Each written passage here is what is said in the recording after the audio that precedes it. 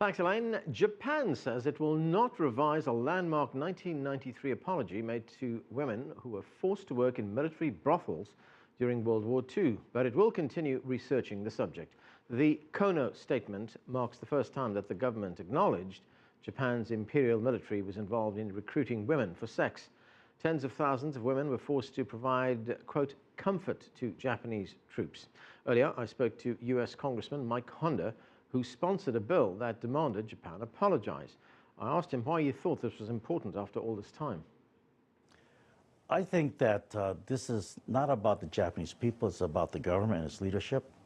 I think that if the Japanese people understood fully what had happened and what it is that their leadership is doing and keeping their youngsters from learning new information and then keeping this information from the general public, after all, it's almost 3 generations now. Once they understand it, you know, the compassion and the understanding of the Japanese people, I think, will overcome the stubbornness of the leadership and hopefully persuade them to do the right thing. What do you make of some of the comments coming out of Japan, most notably from some Japanese officials, like the mayor of Osaka, who said that the comfort women were, he said, quote, they were necessary. That's what he said. I think that it's unfortunate that he had said that. It's unfortunate it was thinking like that, but perhaps it had also engendered an outrage among women, not only in Japan but worldwide, but hopefully that it brings to bear to the women in Japan that this attitude is unacceptable.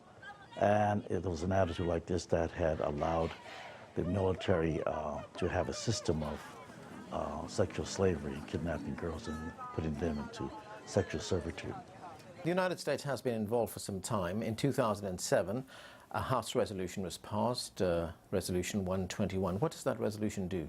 The Congress had passed a resolution in 2007, and the resolution basically asked that the Japanese government take historical responsibility for the past action and apologize unequivocally, and that they also recognize that these things must be taught in the schools.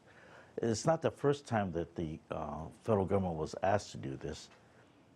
This past month, when President Obama had signed the omnibus bill, we had this resolution in that bill.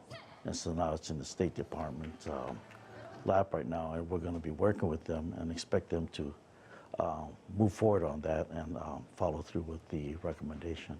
Right, as you've pointed out, there's several efforts right now to get a better response out of the Japanese government. Japan and the United States are very close allies. Do these efforts run the risk of straining relations between the United States and Japan?